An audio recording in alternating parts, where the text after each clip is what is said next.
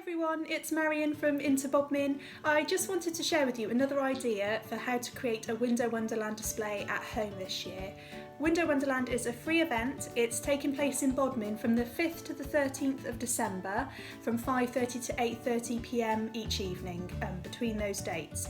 So if you would like to create a window to add to the display, then just go to windowwonderland.com and click on take part in the event.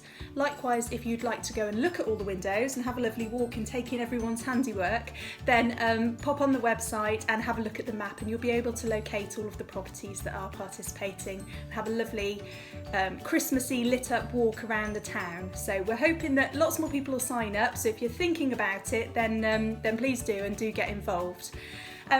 The technique I wanted to share with you today is creating a bit of a stained glass window effect, and this is the effect that we're using at the library. So we've been working hard on our display for the old library, and yeah, we'll be putting that up ready for Saturday when the event starts.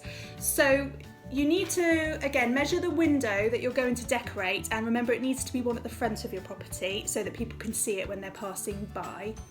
And then once you've got those measurements, you're just going to cut out some thick black paper, so sugar paper, or this is like a black craft paper. Cut it out to fit over your window pane so that it's completely blacked out. Then you can draw your design onto that, but you're going to cut out the areas of the design that you want to have lit up and that you want to have colour in. So that can be a little bit trickier to do, but you know, sort of keep it simple, do some nice bold designs. That would be my advice, having done some work on the one for the old library already. And then what you're going to do, once you've cut out your design, you're just going to flip the whole thing over, and then from the back stick on coloured tissue papers. Okay, so the effect being that obviously when you then put it up in your window and you backlight it with your desk lamp or your fairy lights to get that lovely glow, you're going to get a beautiful stained glass effect with a lot of the window blacked out and then lovely tissue paper colours coming through. So I've got a design planned for my window. It's going to be honouring our NHS, which I think we want to celebrate as well as Christmas this year. So I will let you have a look at what I'm going to do.